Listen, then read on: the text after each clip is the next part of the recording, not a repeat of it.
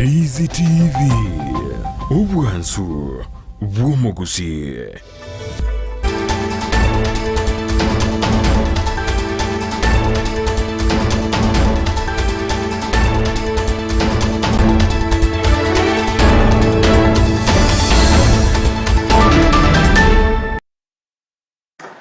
Wanchomo ligeraria ensemo ya kabere amaya ensa eyamo yabono mogoroba na gosogeri na karibu sana asengwana ya ito yabono mogoroba yerengete igoro ya obo manyi aho buranya reko bo kwanikinga na ito tonyera ko batugutara obo manyi bweti computer nage kwera imarago bahya rero ntanya reko bagingo mwarigani etari onde higare omo director wa school ya Chorister College akorokwa Nixon Onyango. Director, karibu sana ndani ya Ndizi TV. Thank you very much. Unajua nimekusamia jina na kwa kawaida tu nasema inabidi ujisemee useme ni nani ndiposa tuweze kuanza mazungumzo jioni ya leo. Asante sana. Kwa majina naitwa Nixon Onyango, mimi ndiye director wa Chorister Training College, shule ya kompyuta ambayo ni ya kisasa. Naam. Asante sana, karibu sana Nixon ndani ya studio. Tunaenda kuzungumzia mawili matatu tu ambayo yanayohusisha kuwa na kuweza kuwa na ujua jama kuwa na uwezo wa kuweza kujua jinsi kompyuta na jinsi inavyotumika na vile vile ubaya ama uzuri ambao unaotokana na kuweza kuwa na uwezo wa kujua. Hivi karibuni ni visa vingi ambavyo tumepata vinaweza kudhihirishwa wazi ambavyo ni visa vibaya vya wizi ambavyo vinatumia ile knowledge ya kompyuta. Kwanza tu swali la kwanza kabisa, je, kuna zile policies ambazo zinasimamia wakati unapeana mafunzo mnasema hamwezi kupitisha hapa limits kwamba hapa yenye ambayo amejifunza ni yake mwenyewe ambao tunasema mambo yanayohusisha mambo ya cyber crimes? Asante sana. Kwa hakika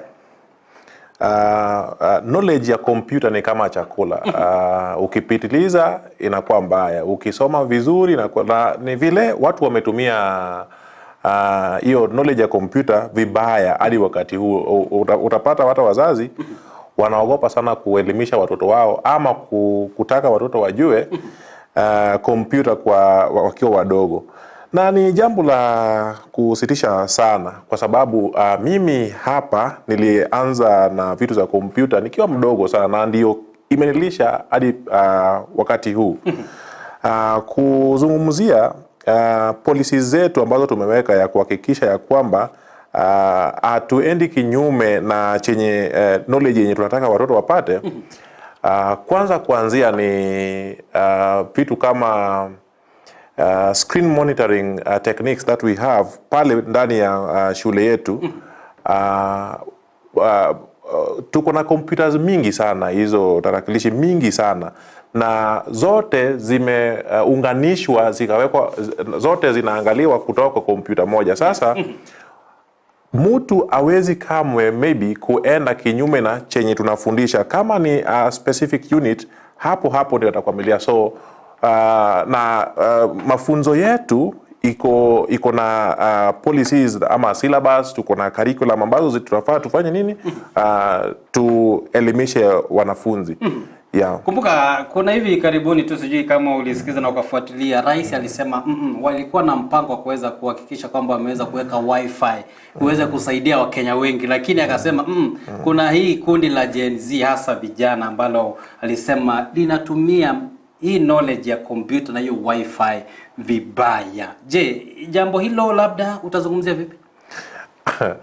Mimi kwa upande wangu nafikiria hiyo ni kunyang'anya watu fursa ya kupata elimu nzuri ya kidijitali. Ukija pale Chorister Training College niko na mpango kila weekendi nimeweka wifi ambayo ni free. Hapo sunika wenye wako around unapata kila mmoja anakuja tu na connect, tumelink kila mahali hapo, tumeweka free wifi. Na nafanya hivyo ili kila mtu apate kuelimishwa, apate ujumbe maybe kupitia mtandao. Siku hizi ukikaa tu bila kujua vitu za mtandao utapata shida. Nataka kuwapea mfano bora sana. Ukienda cyber kwa mfano, utapata mtu anakufanyia application ya KRA na hiyo application ya KRA baada ya kumaliza atakucharge pesa kama shilingi 200 hata 300. Kitu ambacho kama ungekuwa na elimu bora, elimu nzuri ya kompyuta unaweza jifanyia wewe mwenyewe. Sasa ni kuzungumzia vitu mingi sana. Ukikosa kuenda mtandao ama kusomea vitu za kompyuta utaachwa nyuma sana. Utaachwa nyuma sana. Asante sana. Mwancho muriria imegeta seni kiandize TV Nixon Onyango Romo director wa school ya Chorister College hasu kwanera twaro rinonye bwangwiga. Ora kirure simi wate benga yaya ebintu bya ombiro bya tumezo sene mezigo yago yaruete India igachicha na kero kendo kwanyori. Hebu tuzungumzie mambo ya hacking. Unajua hili pia ni knowledge ambayo inatokana. Mimi hivi karibuni have been a victim. Napata kwamba WhatsApp yangu ilikaa hacked alafu contacts watu wanatumia messages, hata kama ulipata wewe you are my friend WhatsApp, unapata kwamba mtu hii inafanyika namna gani, na haya ndio mafunzo labda mnapeana katika shule, unapata kwamba unawafunza jinsi ya kuhack na kufanya mambo kama hatujai ingawa kufundisha jinsi ya kuhack, lakini nataka kuelezea watu kitu hapa na maybe mkue makini kiasi. Jinsi ya kusuluhisha shida sio kukimbia kutoroka hiyo shida, ni kuiface na kuitatua. Na mojawapo wa njia ya kutatua shida ni kukuja kujua ukweli. Na kwa mfano ukikataa mtoto asisome kompyuta kwa sababu atajua kukuja kuhack, hatajua jinsi ukishafanyiwa ukishaakiwa utatoka pale aje. Na ni ukweli siku hizi watu wana hack, na hata tuseme ukataze mtoto kukuja kufanya mambo kama hizi za kompyuta. Je, akijiingiza pale atatokaje? Sasa ni nzuri sana elimishe mtu. Hata mimi WhatsApp yangu kuna mtu aliwahi jaribu kuhack, lakini kwa sababu sisi ni wale wenye tunafunza hiyo, nilimpata kabla hajafanya hivyo. Sasa unaona mimi nilijinasua. Na kwa yule mwenye hana ile tajriba, hana ile ujuzi na hekima ya hizi vitu za kompyuta, hata jinasua, atajikuta pale na namba yake itakuwa imeenda, na watu watakuwa kuna rafiki yangu aliwahi shikwa na polisi. WhatsApp yake ilihakiwa. Na baada ya kuhakiwa hakuripoti mapema. Sasa watu waliporwa pesa. Na baadaye akakujiwa akaambiwa pesa fulani tulikutumia, hebu tupe. Na hakuwa na uwezo wa kujitetea kwa sababu waliona pale namba yake ilitumika. Nao chenye kilimsaidia baadaye ni ile ujumbe aliweka ya kujinasua pale, akiambia watu kwa status ya kwamba account yangu imehakiwa, usifanye nini, usitume pesa pale. Lakini alikuwa victim. Kama angekuwa na uwezo na ile hekima ya na knowledge ya computer, angefika kiwango hilo. Alright, asante sana. Nataka nikutumie linki fulani hapo kwa WhatsApp. Unajua sasa ndio kompyuta pia inafanya kazi. Ndipo na wewe uweze kushare na wawili watatu. Tunazungumzia kuhusu kuweza kuwa na elimu ya mambo yanayohusisha kompyuta. Hivi karibuni katika nchi yetu ya Kenya tumeweza kuona visa ambavyo si vizuri. Visa ambavyo watu wanatumia ile elimu ambao wanajifunza katika kompyuta na wanaweza kuitumia kwa njia ya ubaya kabisa. Lakini kulingana na Nixon jinsi anavyotuambia hapa kwamba elimu inayohusisha mambo ya kompyuta, tarakilishi ni elimu iliyo nzuri kabisa, kwa sababu inaweza kurahisisha huduma mbalimbali, si shule, si kazini, mahali popote pale tulipo. Ndio maana yake tulimuita hapa ambaye akona uwezo, akona uzoefu wa mambo yanayohusisha tarakilishi. Ndio tunazungumzia jioni ya leo. Labda katika ile ya registration kwa mfano, mzazi yuko pale nyumbani, mtoto wako ako grade 2, ako grade 1, 2, 3 na kwa namna hiyo. Ni kuna umri wa mtoto labda kwa mfano naweza sema anafaa awe nayo ndiweza aweze kujua ile elimu inayohusisha mambo ya kompyuta? Mara nyingi huwa naambia watu ya kwamba kompyuta ni kama chakula. Na huwa narudisha hilo swali kwa mwenye ameuliza ya kwamba je, nani anafaa kule? Asante sana. Nani anafaa akule? So chakula mtu mdogo na mkubwa wote wanahitaji hilo chakula wakule. Na siku hizi ukiangalia hata kwa familia utapata mtoto mdogo ana ile uwezo wa kushika simu ya mamake na kufanya vitu zingine kama hajaelekezwa vizuri. Utapata yeye ndio by the way ukiangalia mara mingi sana utapata mtoto anakuja ana click anafinya tu links zingine zenye pengine ziko kwa simu ya mamake na ambazo zinaelekeza mamake wapi pabaya, maybe pale simu akiwa. Sisi tunasema ya kwamba kwa college yetu saa hizi kuna hizi mambo za CBC. Kila mmoja anaruhusiwa kukuja kufanya nini? Kufanya kompyuta.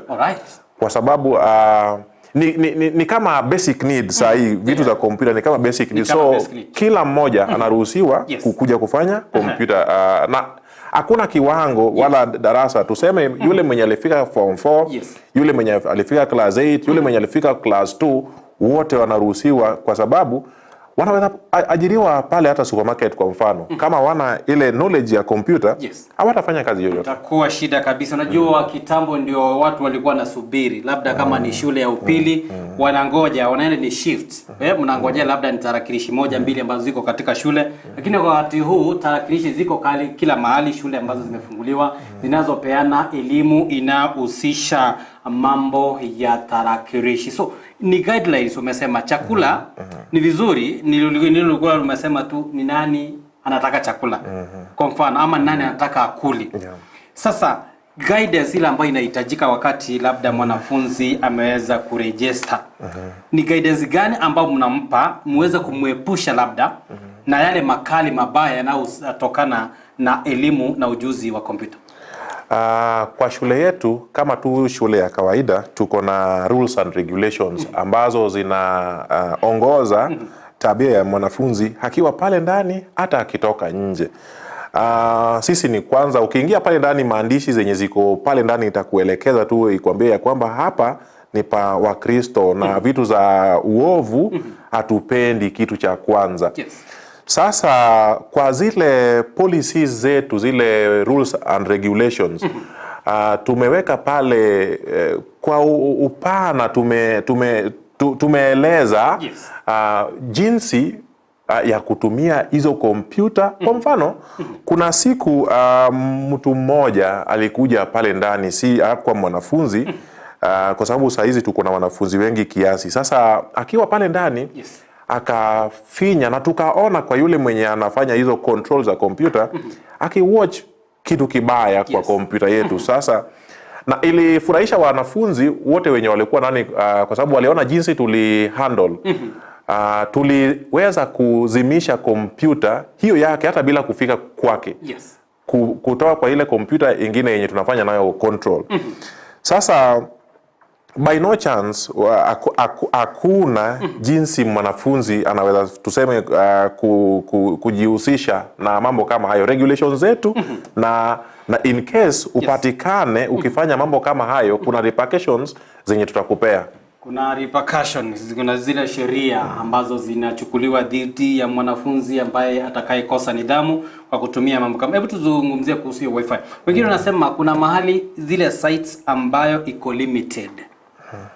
Sijui kama labda swala kama hilo mnalitilia manani kwamba mwanafunzi akiingia site fulani, labda hiyo tumeona kwa pakubwa sana mahali wifi iko free na iko open, napata mtu tu anaweza ingia zile picha ambazo tumesema labda ambazo zinahusisha pornographic videos, mambo kama hiyo. Je, nyinyi kuna zile sheria ambazo mmeweka na mikakati ya kuhakikisha kwamba wanafunzi they don't access that? Kompyuta zetu ziko link na email zetu ziko regulated. Because mimi mwenyewe kama director niko na mtoto mdogo ambaye ni wa grade 3. Saa hii ameshamaliza course yake ya kompyuta hapo ndani. Na huwa nafuatilia sana kwa sababu mimi ni mwalimu.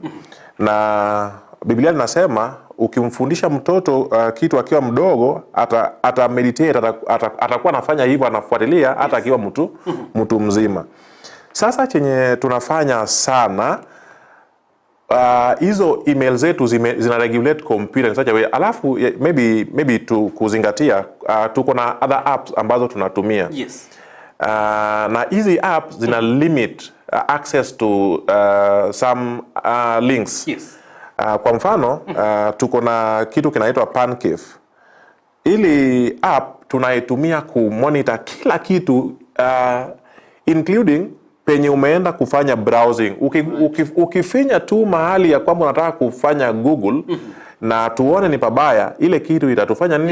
Ina detect na inatuambia. Sasa hapo unapata mtoto anasoma nasi anatoka mtu ambaye ni straightforward. Yes. Yes. Asante sana jioni leo. Ukiwa na swali lako hakikisha kwamba umeweza kuliuliza. Nambari yetu ya SMS iko hapo katika runinga yako. Vile vile tuko live katika mitandao yetu ya Facebook na YouTube na website yetu moja kwa moja. Tunazungumza naye Nixon Onyango, director wa Chorister College ambayo inapatikana katika maeneo ya Suneka. Lengo kubwa ambalo tunalozungumzia ni umuhimu wa masomo ama somo la kompyuta ambalo limeweza kuwa ni kama basic. Umezungumzia kuhusu basic. Labda kuna mtu pale nje anasema mimi si kufanikiwa, labda nipitie through school, labda ni drop out, alifika class 3 aka drop, class 8 hakuendelea, na labda anasema anaogopa sana, labda swala linalohusisha mambo ya kompyuta linataka elimu ya kiasi fulani. Labda utuelezee kwa kimsingi tu. La asha, bora mtu anaweza ongea. Tuseme anaweza zungumuza Kiswahili ama Kiingereza. Bora anaweza sikiza moja ya hizo lugha. Tunaweza wasiliana naye. Tumefundisha mwanafunzi ambaye alienda hadi darasa la pili. Yes. Na akaacha pale. Na tuliweza kumfundisha hadi kafika kiwango sahihi.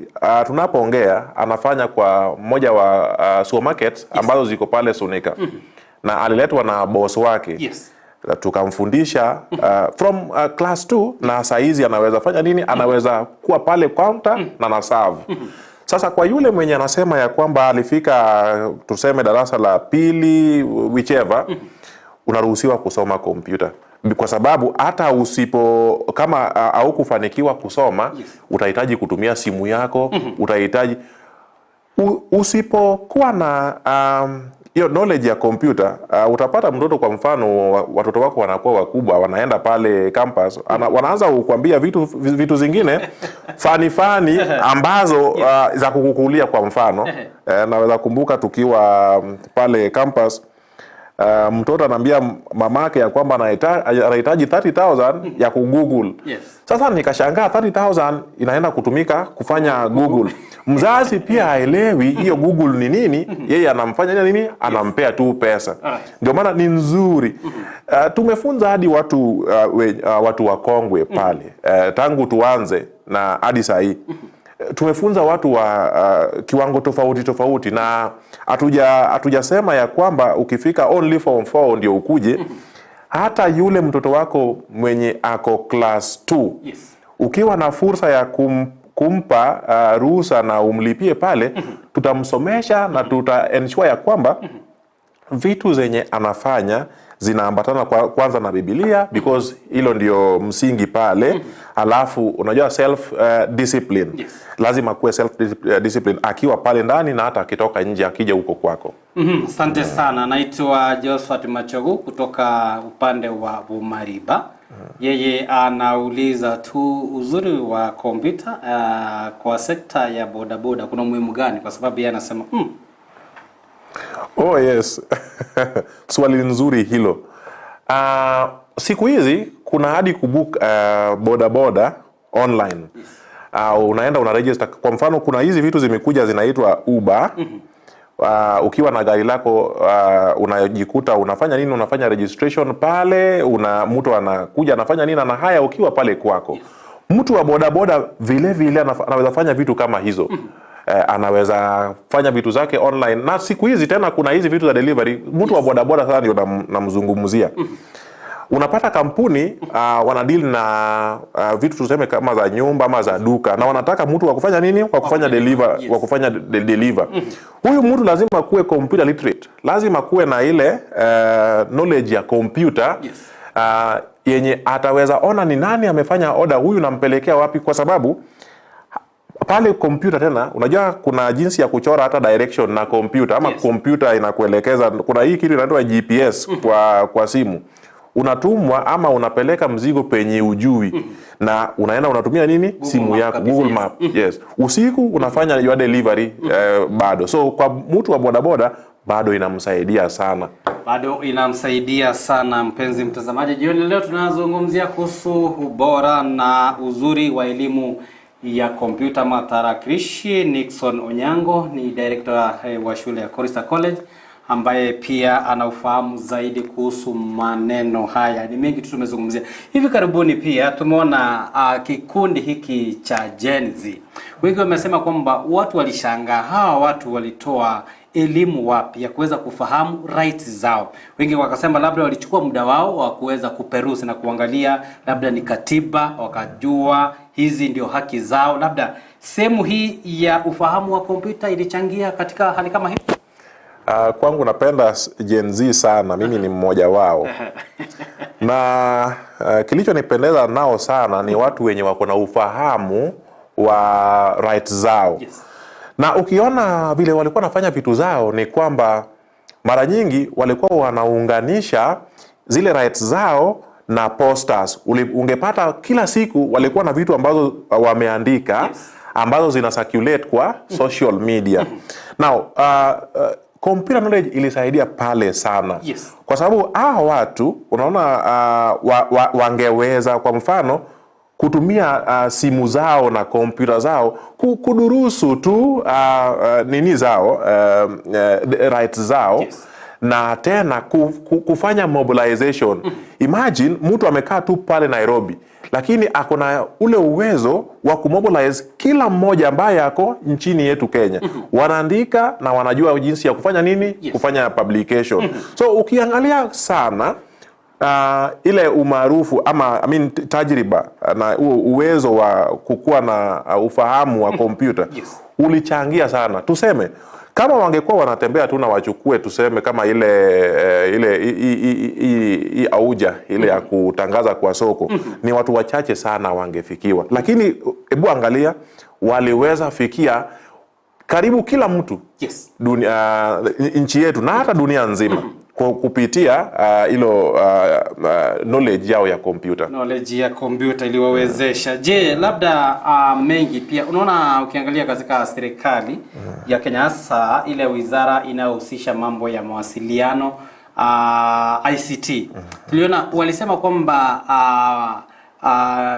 huduma nyingi za serikali ni kama zitakuwa zinaingishwa katika tarakilishi. Kwa hivyo unaenda kama ni Huduma Center, shughuli zote ama huduma zote za serikali unaweza zipata pale under one roof. Labda hiyo ni mikakati mojawapo ya njia ya kutumia uwezo wa tarakilishi.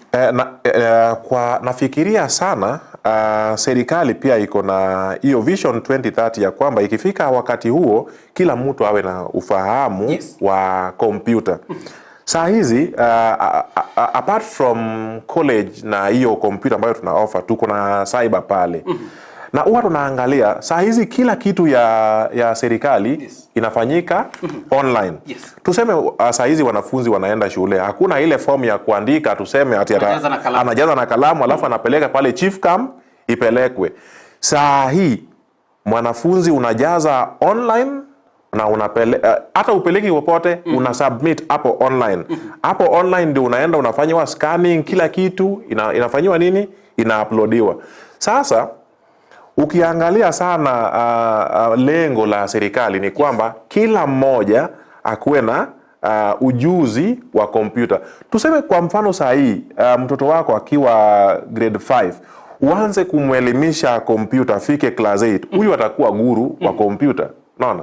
Sasa ukiangalia hata kuwa nasumbuka akikuja saa hii nikizungumzia maybe hata hiyo nini ya LB yenye wanafunzi wamekuwa wakifanya application, yes, unapata ya kwamba wakienda pale kufanya application wanalipa from 500, 400, 300. Look at it.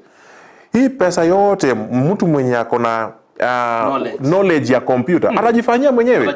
Bora umnunulie mtoto kompyuta ama laptop yake pale. Atakaa chini asave hizi. Akimaliza utapata anakuja hizi services za KRA. Na kuna huyu mwenye aliuliza vitu za bodaboda, hata nikirudi huko, yes, nyuma. Kuna hizi wakati walikuwa wanafanya registration of new number plates za gari na, yes, za kompyuta. Yule mtu wa bodaboda kama hauna knowledge ya computer ni ngumu sana, na ukienda kufanyiwa hiyo replacement pale cyber utalipa 1,000 ili upate new number plate, alafu ulipe serikali ile 3,000 yao. Ukiwa na hiyo knowledge ya computer hautaenda huko, unamaliza kwa simu yako. Nazungumzia kuhusu uzuri wa kuweza kuwa na elimu ya kompyuta. Nchi yetu ya Kenya inaelekea upande huo. Kwa hivyo si umri, si jinsia yote ile, wote wanaweza kufahamishwa kwamba waweze kujitahidi na waweze kuhakikisha angalau uko na knowledge kidogo. Kuna masuala labda hizi barua zilizotokea, wengi wa wazazi wamejitokelezea, wamesema wakati walikuwa wanajaza barua hizi katika cyber, labda ni kama hawakujaza the right information, kwa sababu unapata inakuja fee structure, inakuja mtoto wa university anatoka katika familia ambayo iko na hitaji, na labda wakati walikuwa wanajaza pale kuna sehemu muhimu pale ambao alikuwa anafaa jaze, labda kama wazazi wote wapo, labda ni rasilimali ile pesa waliozonazo anazopata mwisho wa mwezi, unapata kuna shida. Tumeona wazazi wengi wanajitokeza. Shida huwa ni gani? Labda ni wale ambao wanapeana service katika huduma za kompyuta, ama ni huyu anayepeana information kwenda kwa huyu mhudumu? Hii kitu ni two-way traffic. Yes. Ni kwa wote. Kwanza nimewahi kaa pale cyber nione vile watu wanafanya kazi yao kama wazazi na watoto. Unapata yule mzazi ana ufahamu wowote wa kompyuta wala ana ufahamu wowote ya chochote kinachoendelea pale. Yes. Sasa chenye kinafanyika ni hivi. Anachukua kila kitu, anamwachia yule mwenye anamhudumia. Yes. Anafanya kila kitu, na hata ukimuuliza hii hajui. Sasa yule mwenye anamhudumia anabaki na kitu kimoja cha kufanya. Anagezi akimwekea pale. Ajaze, amalize, amlipe, atoke. Na baadaye unapata ya kwamba kunakuwa na shida. Yes. Kwa sababu huyu hakumpea details ambazo zilikuwa sawa. Sasa hizi zenye aliandika ni zenye yeye mwenyewe yule mwenye anamhudumia alijaza. Huyu anakaa hata hajui chenye kinaendelea kwa sababu hata hana ile ufahamu wa kompyuta. So hata mhudumu anamwangalia jinsi amevaa, jinsi anavyoonekana, nasema labda yeye anaweza kuwa na hela. Alafu anammalizia, unapata saa zingine umevaa tu vizuri, mtu anadhani uko na pesa. Sasa umefika pale anakuhudumia, ameona suti yako, anaanza kukuhudumia akijua uko na pesa, anaweka pale vitu mingi kubwa. Ukienda pale ucomplain, hautampata. Suti yako imekuletea shida. So kama unaenda kwa cyber, hakikisha kwamba unajipima. Yule mhudumu anaweza kupima hiyo, aseme huyu venye hata kiatu amevaa ni 3,000. Kwa hivyo mshahara wake haitakuwa mbaya sana na uchumi yetu ya Kenya. Mchomo ligereria etaseni Kiandizi TV obumanyi bwechi computer na bwigo yuburanya ko bogotokonya 20 ase obwamo irinyara ko batokweneke ngatonyera ko batugwesira ase obugima waito bwakira litukuriboria gonekeregeria nego kiraba kingencho kigimena mbaya SMS na TV yago bwetera semitanda yote Facebook Ndizi TV News, digital bwetera YouTube Ndizi TV News, website ya www.ndizitv.net. Nixon Wanyango bo director ko isa college no legaiga yobwate obumanyi igoro yechi computer twakwanire tukarura ekiombekeria Gen Z kigwesokia igateba onye ni katiba ya Kenya tuayesomie. Wengi unajua walishangaa sana kwamba ni nani huyo alikuwa anaandaa vikao vya wana Gen Z kuwapea elimu kuhusu katiba. Kumbe kupitia uwezo wa kompyuta na hii elimu waliweza kugoogle wakasoma kabisa, kwa sababu haya mambo yako soft copy katika kila mahali. Ni ukweli kabisa. Mimi mwenyewe kuna wakati nilikamatwa na hawa maofisa wa barabara. Driving license yangu ilikuwa imeexpire na sikuwa nimejua. Sasa pale nikaanza kuangalia nitajitetea aje. Na yule unajua wale wenye wako barabara saa zingine unapata wakisha kuona uko mwoga wanaanza kukutisha wanataka kutoa kwanza niliambiwa nitoe 10,000. Sasa nikasema yenyewe nimefanya kosa, lakini kulingana na katiba nafaa nifanye nini, na sina katiba saa hizo. Simu yangu ndio ilinisaidia kupata ile soft copy ya katiba. Vile vile hawa watu wa Gen Z, unakumbuka ile wakati rais wetu mpendwa Ruto akisema ya kwamba ame withdraw ile finance bill, wakaenda tena kwa hiyo katiba. Yes. Ukapata waka underline vipenge vingine ambavyo vinasema president hawezi withdraw, lakini kuna vitu zenye anaweza fanya. Unaona hiyo uwezo ni bado tu unarejelea pale nini computer. Ndio iliwasaidia. Kuna rafiki yangu mwingine tukifanya research aliwahi niambia ukitaka Google like utafanya aje? Like akona information anataka tu kujua, tuseme maybe Nairobi iko wapi, na unapata mtu like hajui ataanza aje kuuliza Google ama just to write those words ya kumpea ufahamu penye Nairobi iko. So mtu akiwa na uwezo, unajua computer ni kama sijui watu wao wanaelewa aje, lakini masomo ya computer tunaanza na mkono yako kabla tujaenda hata kwa akili yako. Tunaanza kukufundisha jinsi ya kufanya typing. Na uwezo kama huo ukiendelea mdogo mdogo hadi tufike pale penye tunamaliza na wewe na kufanya mambo za googling. Because ni three phases. Ni hiyo wewe, mkono, akili, na hizo wakati wa kumalizia ni Google. So hizo zote zimeshikana pale kwa vitu zenye tunaofa kwa computer. Kwa computer yuko hapa anaitwa Paul Murago kutoka upande wa South Magrango. Nasema hata huduma ya kanisa siku hizi imeenda digital. Ukweli. Kabisa, ni ukweli kabisa. Church yetu kwa mfano hatuendi sana na cash. Kuna hii kitu inaitwa CFMS. Ni jinsi ya kulipa tithe yako kupitia kwa simu. Auendi pale kwa zile visanduku penye watu wanarusha pesa. Unachukua, umekaa tu chini umetulia, na muda taoni ukisonga unafinya tu unalipa sadaka yako. Alright, asante sana. Labda jambo la mwisho kabisa ndugu Nixon, ambalo unaona tu labda mpenzi mtazamaji angependa alifahamu kuhusu elimu ya kompyuta, na utuambie labda college yako iko upande gani? Asante sana Mr. Amisi kwa fursa hii. Kwanza ningeanza na kuwaelezea penye college yetu inapatikana. Chorister Training College inapatikana pale Sunika, hapa Kisii, huko Sunika, Asumbi Junction. Sasa hapa Asumbi Junction, on that highway yenye inaelekea Rongo, hapo kwa junction kuna gorofa na iko tu hapo ukifika tu hapa Asumbi Junction, utapata hapo tumeandika Chorister Training College. So iko pale na tunafungua kuanzia saa 1 asubuhi hadi saa 1 jioni. Tunafanya hivyo kwa sababu kuna wale wenye huwa wanaenda kazini na kuna wafanyikazi wenye wangependa maybe kusoma kompyuta na hawana fursa ya kufanya hivyo. So ndio maana tuliongeza saa yetu ya kufungua ikakuwa saa 1. So mtu anaweza kuja some kwa saa 1 na amalize na aende kazi bado. Sasa hiyo ni kwa penye tunapatikana. Ya pili ni courses ambazo tuna offer pale. Kwa sasa tuna offer basic computer skills, that is BIC3. Tuna offer advanced IC3 na tena tuko na computer technician. Hiyo basic IC3 ni hiyo computer package yenye watu wanaita hapo nje computer package. Ni kama ni 10 packages ambazo tuna offer.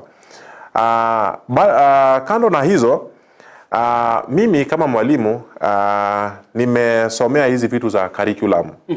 Walimu wangu wakifunza pale ndani huwa naangalia kila kitu, ya kwamba akienda darasani anafanya nini, akona notes, akona schemes, akona yani kila kitu, lesson plan. Hili mtoto wako akitoka pale, niko na kama saa hii tumesha admit tangu tuanze tumeadmit wanafunzi 162 162 student, and it is just 4 months tangu tuanze, miezi 4 tu. Na kila siku tunafanya admission. Chenye kinatusaidia ni kwamba tuko na computers mingi mno.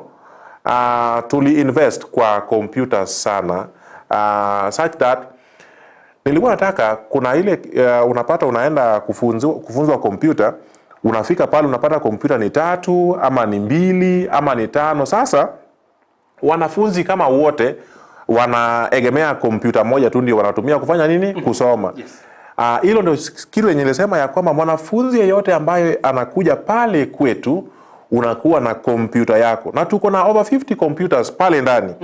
And tuko na sessions kama 5. Inamaanisha every session tuko na wanafunzi 50 na tuko na 5 sessions. So a day we can handle, tunaweza funza hadi wanafunzi 250. Naam. Na maybe kuongezea, apart from hata hizo vitu za college, cyber pia tuko nayo pale. Tunafanya vitu za printing, bana nini, hadi t-shirts, hizi vitu za eulogy, mtu akifa unataka tukutengenezee, zote tunatengeneza pale. Lakini kwa sasa vitu za kompyuta, wewe tujaribu leta mtoto wako pale uone akitoka pale atakuwa nini. Na sisi haja yetu sio pesa. Haja yetu ni mtoto wako apate elimu nzuri kabisa. Asante sana Nixon, I give you a very short notice uje hapa uzidi kutufahamisha umuhimu wa elimu ya kompyuta, na umefanya bidii, umeweza kufika hapa. Asante sana pia mpenzi msikilizaji kwa kuhakikisha kwamba umeweza kuchukua nafasi yako kuweza kujiunga pamoja nasi. Kwa wale ambao wameuliza maswali na wale pia umeweza kuchangia, tunashukuru sana. Mwanchumu Morilia wikira unotobokera omosmali amangana mayasenchire wikira ni maragoba ya bono elinde sijuta watakia tu kila laheri watazamaji pale nje. Okay. Asante sana. Maybe niwasalimie watu wangu, mke wangu wako pale, Christine, na watoto wangu Kigan Atkins na Peter Samuel, na marafiki zangu wote, na nimewasalimia nikiwa hapa Ndizi TV, na ninyi ndio mmekuwa kama ambassador wetu. By the way, kitu yenye kimetusaidia pale ndani ni jinsi watu wanatuongelea. Marafiki kila mmoja ukimuuliza tu kuhusu hapo Chorister unapelekwa mbio na ni hao marafiki. Nimeshukuru sana, na wewe pia nimekushukuru kwa kuni-host hapa ndani. Asante sana leo nyarako kwenye kichivi cha milelo kichago chira senchirevo ikirano nigakoro kwa Sara Mumanyi twasanga Amwana Nixon Onyango mo director wa college ya Chorister Training College kutoka Sensemu ya Sunikele na ngoro kwa Josephat Amisi nakoganire oborigererio buyabwe muroberie kubwatia ntumira namo nae chinsesa tochebona botuko nyarako bikomanya mange ayotokera toka botuko ya bwatia kurwa semesa ito ya maya kwaheri.